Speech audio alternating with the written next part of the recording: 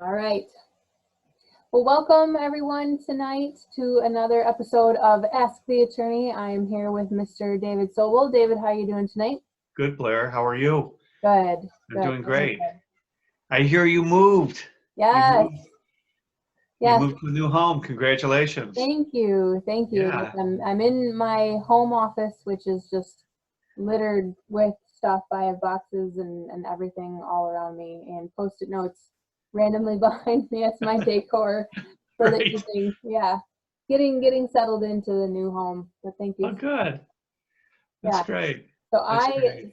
I am really excited about these questions. We have 7 questions that we're going to get into tonight, and they are all pretty pretty different scenarios. So I am excited to get into all these different issues. Right.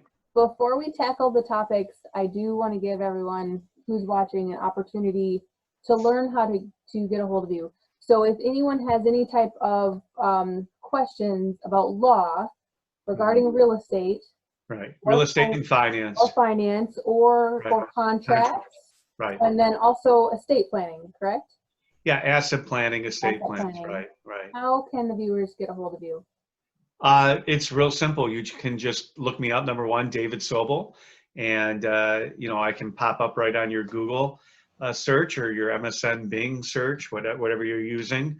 But you can reach me at 888-789-1715. The other way that I can be reached is to go to provenresource.com. Yep. And that's pretty easy. We also have a new website for debt resolution and financial disputes, which we've been dealing with for years, but we now separate the sites, and that's called debtreliefheroes.com. Where David flies in with his cape to save the day. Not me. I actually have some really great people who work with me. I mean, I do it right for many years, but we have quite a few heroes at our office, and so that started. We bifurcated the site earlier this month, and that's been very busy. So that deals with a lot of modifications of commercial and residential loans, and unfortunately, what we're seeing now is quite a few loan defaults in the commercial arena as well as in the residential arena.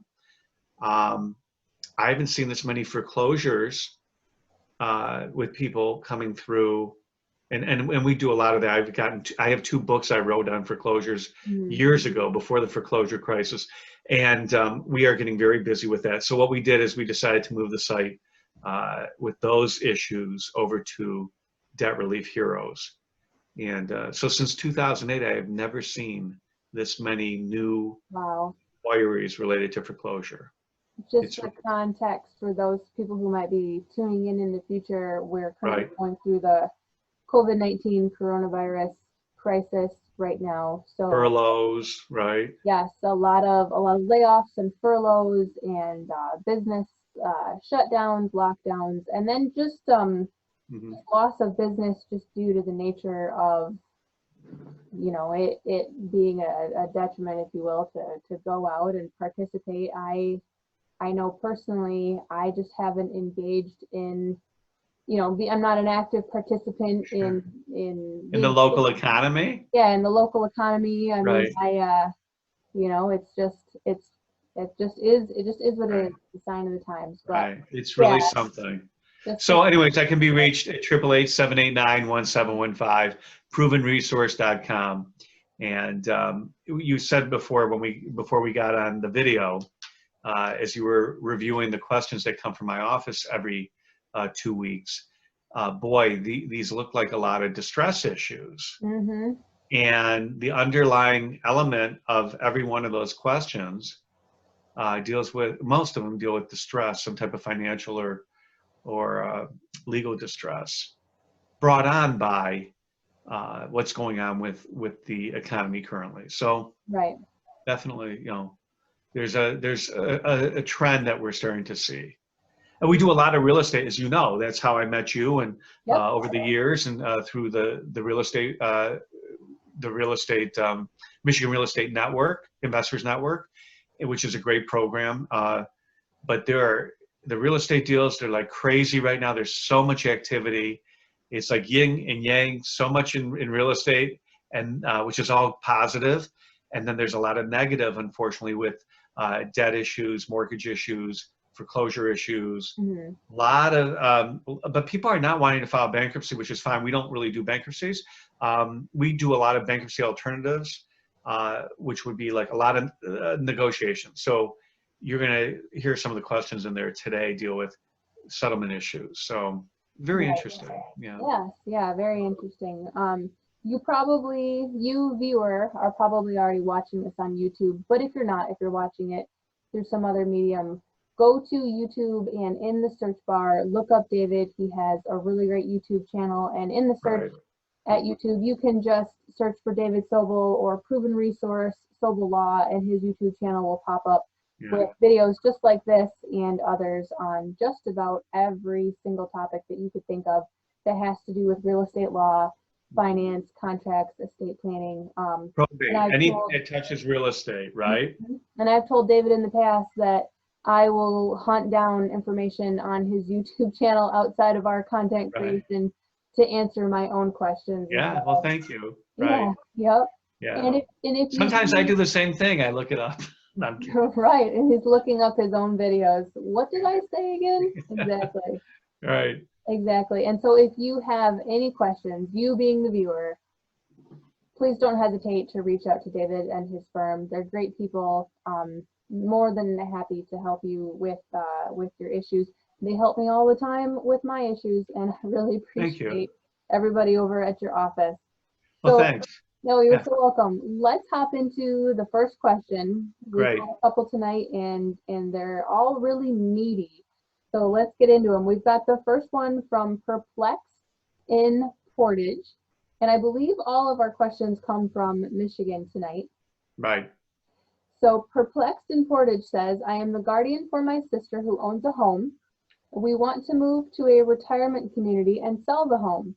After I signed the purchase agreement, however, the buyer's mortgage company said that I did not have the ability to sell the home. I think my guardianship allows me to do so, but they say otherwise. So what do I do? From Perplexed in Portage. Right. So this is a great example. By the way, I love when my law clerks put those, like Perplexed in Portage. They're cute. This is a great example of what we deal with on a regular basis. Of course, the topic is real estate, but because there's a guardianship issue, because that's really what's coming down to here, we also have to be very knowledgeable in the probate arena. Okay. And so this is a probate type matter. A guardianship basically is where one person is legally put in charge of somebody's well-being, another person's well-being, their daily needs, their health care, their overall well-being. But a guardianship that is awarded by the court or ordered by the court doesn't give a guardian the right to deal with any of the financial issues that are related to what we call the ward or the person who is under the guardianship. Okay, you need a conservatorship. That's what the problem is here. So this does happen frequently. I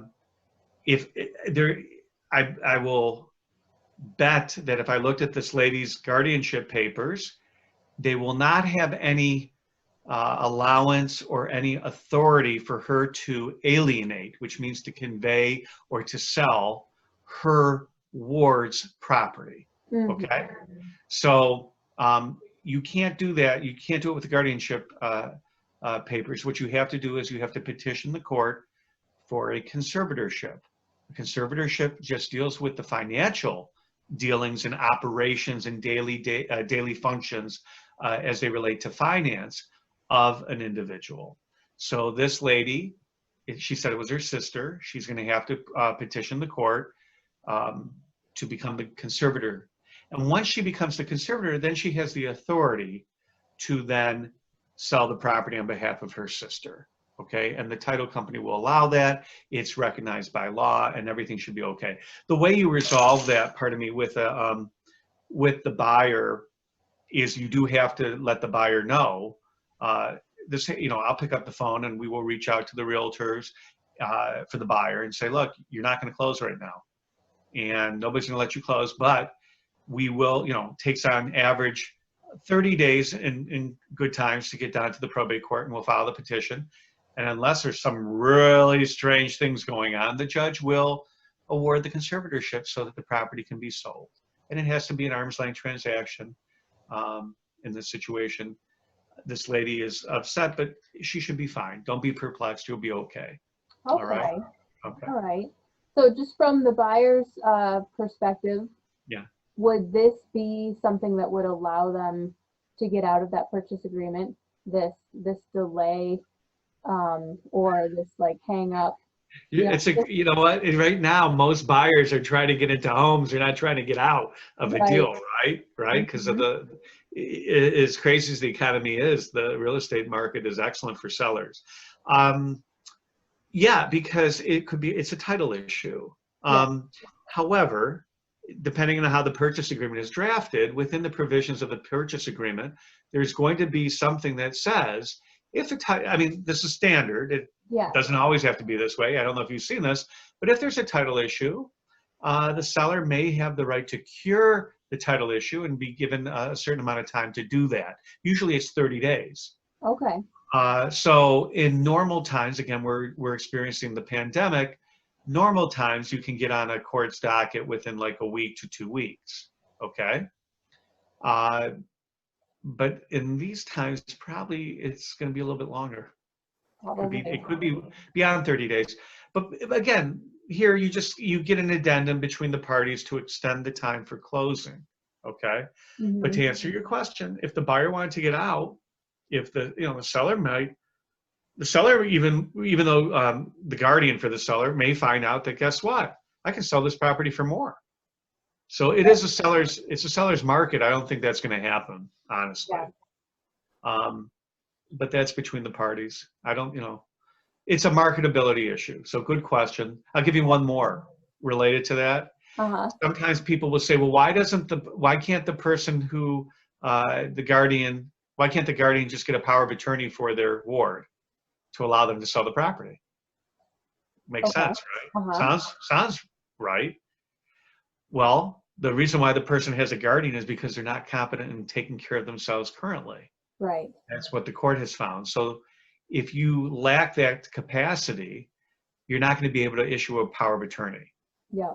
Okay, it won't work. People have tried. Trust me.